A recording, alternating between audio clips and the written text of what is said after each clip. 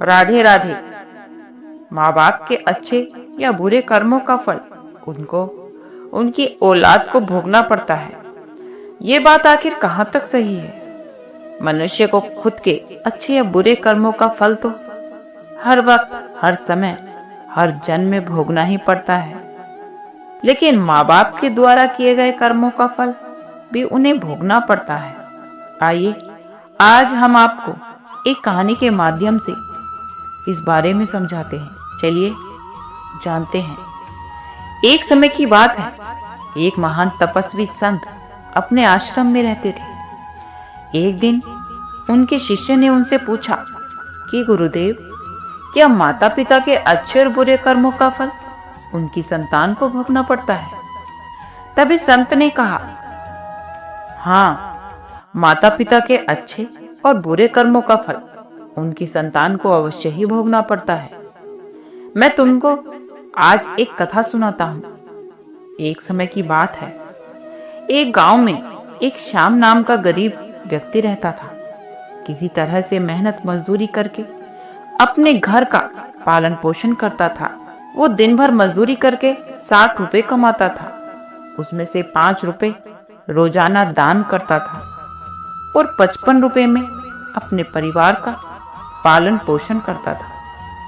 इस प्रकार कुछ समय बीतने के बाद उसके घर में एक बच्चे का जन्म हुआ। अब श्याम के परिवार में अब कुल 3 सदस्य हो गए। अब धीरे धीरे उन का पालन पोषण में श्याम को समस्या होने लगी, क्योंकि धीरे धीरे महंगाई बढ़ती जा रही थी। एक दिन की बात है, श्याम के बेटे ने अपने पिता से पूछा, पिताजी, आप रोजाना 60 रुपए कमाते हैं, इसमें से आप 5 रुपए रोज दान कर देते हैं और 55 रुपए से हम अपना गुजारा कैसे करेंगे? इस पर श्याम की पत्नी ने कहा, बेटा, ऐसी कोई बात नहीं है। तुम्हारे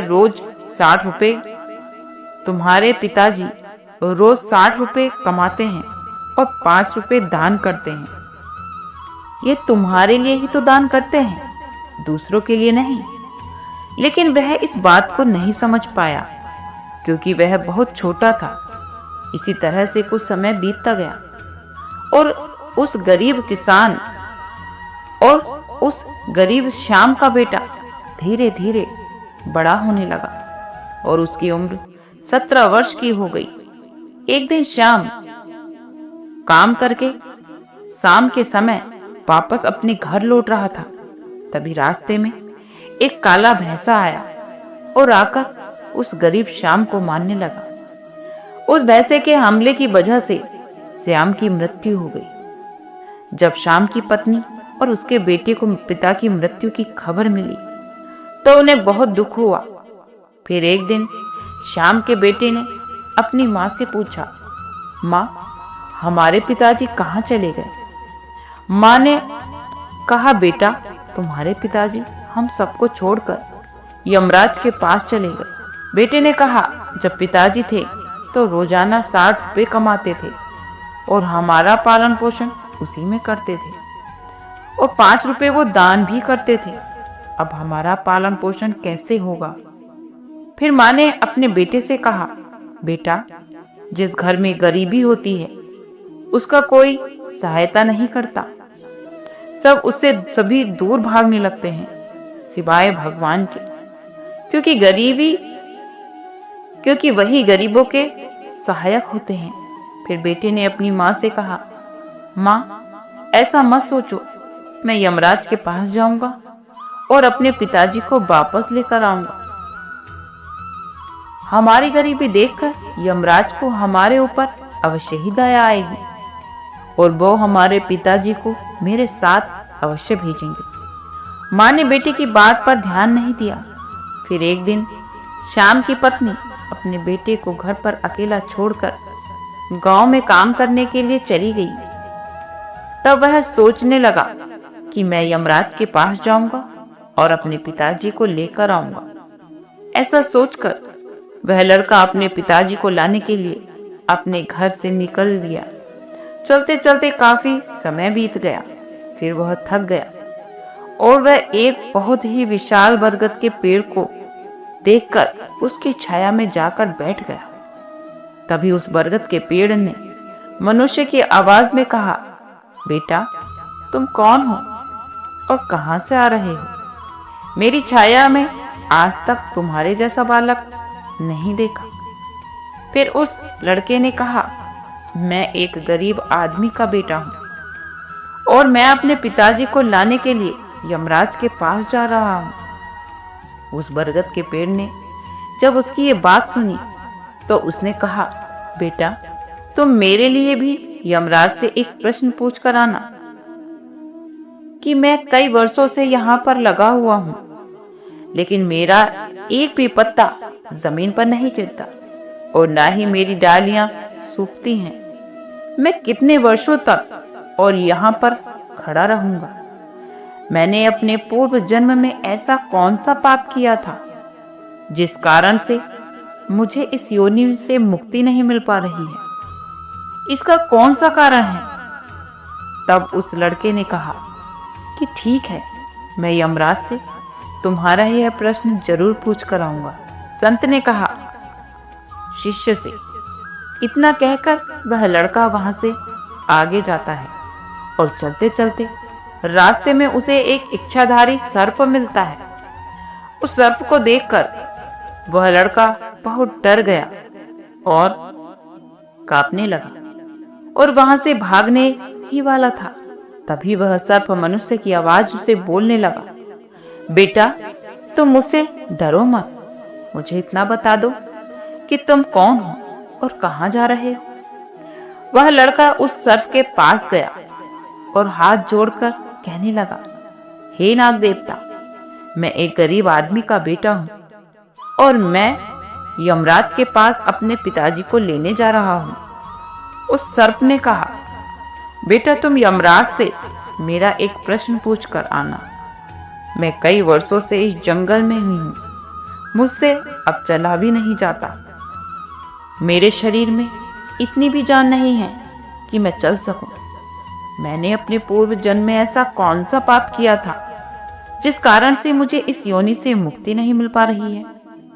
तब उस लड़के ने कहा, ठीक है, मैं यमराज से तुम्हारा प्रश्न जरूर पूछ कर आऊंगा। ये कहकर वह लड़का आगे चलने लगा। फिर चलते चलते रास्ते में उसे एक किसान मिला। किसान ने कहा, बेटा, तुम कौन हो और कहां जा रहे हो? देखने में तो तुम बड़े ही समझदार बच्चे लग रहे हो। फिर उस लड़के ने कहा, मैं एक गरीब आदमी का बेटा हूं और मैं यमराज के पास अपने पिताजी को लेने जा रहा हूं। फिर उस किसान ने कहा कि तुम यमराज से मेरा एक प्रश्न पूछ कर आना। मैं चलते हुए राहगीरों की प्यास बुझाने के लिए कई सालों से यहाँ पर एक कुआं खुदवा रहा हूँ, लेकिन इसमें अभी तक पानी ही नहीं निकल रहा। मैंने अपने पूर्व जन्म में ऐसा कौन सा पाप किया था कि जिसके कारण इस कुएं में अभी तक पानी नहीं निकला?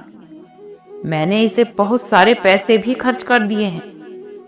उस ये सुनकर वो लड़का बोला, ठीक है, मैं यमराज से तुम्हारा ये प्रश्न जरूर पूछ कर आऊंगा।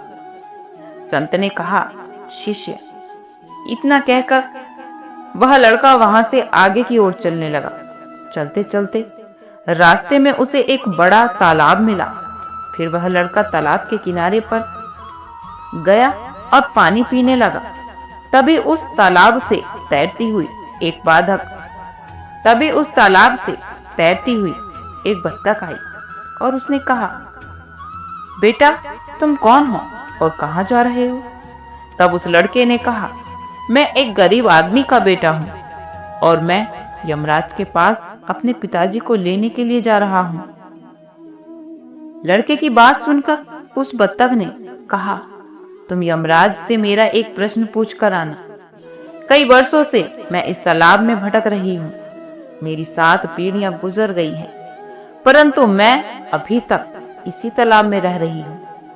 मैंने अपने पूर्व जन्मों में ऐसा कौन सा पाप किया था जिसके कारण मुझे इस योनि से मुक्ति नहीं मिल पा रही है? इसका क्या कारण है? तब उस लड़के ने कहा, ठीक है, मैं यमराज से तुम्हारा ये प्रश्न अवश्य पूछ कर आऊंगा। इतना कहकर वह लड़का वहां से आगे की तरफ बढ़ने लगा। संत ने कहा, इतना कहकर वह लड़का वहां से चलने लगा और वहां से चलते चलते यमपुरी में पहुंच गया और वहां पहुंचकर यमराज को प्रणाम किया और उसने हाथ जोड़कर कहने लगा, यमराज, मेरे पिताजी कहाँ पर हैं? जब मेरे पिताजी घर पर थे तो वह रोजाना 60 रुपए कमाते थे, जिसमें 5 रुपए रोज दान करते थे और 55 रुपए में हम लोगों का पालन पोषण करते थे। लेकिन अब मेरे पिताजी घर पर नहीं हैं, तो मैं और मेरी माँ भूखे मर रहे हैं।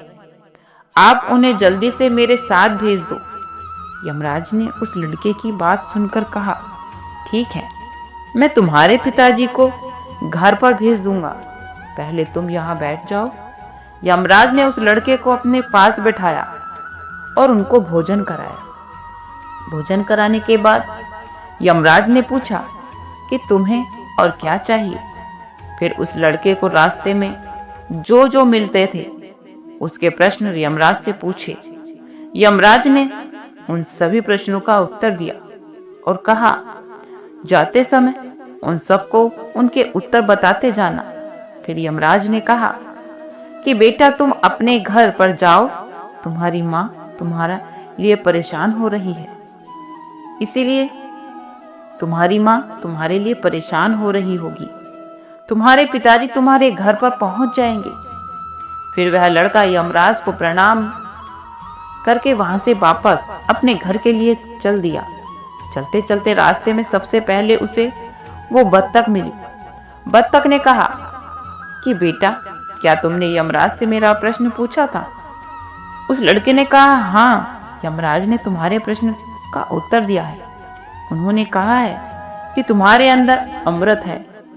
जब तक तुम इस अमृत को किसी को नहीं दोगे तब तक तुम ऐसे ही व्याकुल रहोगे। बत्तख ने कहा कि बेटा, अब कौन मिलेगा? मुझसे तुम ही मेरा अमृत ले लो। फिर बत्तख ने अपना अमृत उस लड़के को दे दिया और अमृत देते ही उस बत्तख की आत्मा को मोक्ष की प्राप्ति हो गई। इसी तरह वह लड़का वहां से आगे बढ़ने लगा। फिर चलते चलते रास्ते में उसे वही किसान मिला जो राहगीरों के लिए कुआं खुदवा रहा था। उस किसान ने जैसे ही उस लड़के को देखा तो वह बड़े प्रेम से वह हाथ जोड़कर कहने लगा कि बेटे, क्या तुमने यमराज से मेरे प्रश्न का उत्तर लिया? उस लड़के ने कहा, हाँ, पूछा था। यमराज ने कहा कि आपके घर में एक जवान कन्या कुंवारी बैठी हुई है। जब तक आप उस लड़की का विवाह करके उसका कन्यादान नहीं करोगे तब तक कुआं में पानी नहीं निकलेगा। पहले तो वो तुम्हारा कर्म है, उसे पूरा करो। जो ईश्वर ने तुमको दायित्व सौंपा है उस पर ध्यान दो। अपने आप कन्यादान करो, उसके बाद इस कुएं में पानी निकल जाएगा। फिर उस किसान ने कहा कि मैं अपनी लड़की के लिए लड़का कहाँ से ढूंढने के लिए जाऊंगा? तुम मुझे बहुत ही सीधे और सादे स्वभाव के अच्छे लड़के लगे और सुंदर भी हो, इसीलिए बेटा तुम ही मेरी बेटी से विवाह कर लो, संत कहते हैं। फिर उस किसान ने अपनी लड़की का विवाह उस लड़के के साथ कर दिया और किसान ने अपनी लड़की को बहुत सारा धन देकर विदा किया। फिर वह लड़का आगे बढ़ा। चलते चलते रास्ते में उसको वही इच्छाधारी सर्प मिला। उस सर्प ने कहा कि बेटा, क्या तुमने यमराज से मेरा प्रश्न पूछा था? तब उस लड़के ने कहा कि हाँ, पूछा था। यमराज ने कहा है कि तुम्हारे पास जो नागमणि है तुम उस नागमणि को दान कर दो, क्योंकि जब तक तुम इस नागमणि का दान नहीं करोगे तब तक तुम्हारा शरीर ऐसे ही बना रहेगा। फिर उस सर्प ने कहा कि बेटा, मैं यह नागमणि अब कैसे और किसको दूं? उस नागमणि को तुम ही ले लो। फिर उस सर्प ने अपनी नागमणि को उस लड़के को दे दी। नागमणि को देते ही उस सर्प की आत्मा को मोक्ष की प्राप्ति हुई। इस तरह से वह लड़का अपनी पत्नी को लेकर फिर आगे चलने लगा। चलते चलते रास्ते में उसे वही बरगद का विशाल पेड़ मिला जिसकी छाया में उसने आराम किया था। उसने पूछा कि बेटा, क्या तुमने यमराज से मेरा प्रश्न पूछा था? उसने कहा, हाँ पूछा था। यमराज ने कहा है कि पूर्व जन्म में तुम्हारा काम स्कूल में बच्चों को शिक्षा देना था। तुम्हारा पद एक गुरु का था, परंतु तुमने अपने पद का सही इस्तेमाल नहीं किया। तुम शिक्षा देने के बदले में छोटे छोटे बच्चों से अपना काम करवाते थे और उन्हें अच्छी तरह शिक्षा नहीं देते थे। तुम पूर्व जन्म में बहुत बड़े विद्वान थे, परंतु तुमने उन बच्चों को अच्छी शिक्षा नहीं दी। उन्हीं बच्चों के श्राप के कारण तुम आज ऐसे हो। तुम्हारे अंदर जो ज्ञान भरा हुआ है उसे किसी को दे दो, उसके बाद ही तुम्हें मोक्ष की प्राप्ति होगी। संत ने कहा। उस लड़के की बात सुनकर उस बरगद के पेड़ ने कहा कि मैं यह ज्ञान किसको दूंगा, तो इस ज्ञान को मुझसे तुम ही ले लो। फिर उस पेड़ ने उस लड़के को अपना जितना भी ज्ञान था उसे दे दिया। जैसे ही बरगद के पेड़ ने उस लड़के को अपना ज्ञान दिया तो उसकी भी आत्मा की शांति मिल गई और वह उस पेड़ की योनि से मुक्त हो गया। वह लड़का अपनी पत्नी के साथ चलते चलते अपने गांव पहुंच गया। जब वह लड़का अपने घर पर पहुंचा तो उस लड़के की माँ उसको देखकर बड़ी खुश हुई और कहने लगी कि बेटा, तुम कहाँ चले गए थे और यह कन्या तुम्हारे साथ कौन है? फिर उस लड़के ने जो भी उसके साथ घटनाएं घटी वह उसने सब कुछ अपनी माँ को बता दी। संत कहते हैं कि अब उस लड़के को ज्ञान हो चुका था कि उसके पिता वापस नहीं आ सकते। अब उनकी मुक्ति हो चुकी थी। उसके पिताजी ने जो दान धर्म किया था उसका फल उस लड़के को यमराज ने दे दिया। इस प्रकार से संत ने अपने शिष्य को बताया कि माता पिता के पूर्व जन्म के कर्मों का फल उसकी संतान को कैसे प्राप्त होता है और अच्छे और बुरे कर्मों का फल व्यक्ति को कैसे मिलता है और पाप और पुण्य कर्म का फल उसके बच्चों को कैसे मिलते हैं। तो यह थी आज की हमारी कहानी। इस कहानी से हमें यही सीख मिलती है कि हमारे अपने कर्मों को अच्छा बनाना चाहिए। कुछ भी करने से पहले सोचना समझना चाहिए ताकि हमारे द्वारा किए गए कर्म आगे चलकर हमारे संतान को ना भोगने पड़े। जब हम अच्छा करेंगे तभी उसका अच्छा फल हमारी संतान को प्राप्त होगा। आज के लिए इतना ही। कल फिर मिलते हैं एक नई वीडियो के साथ। खुश रहिए, स्वस्थ रहिए।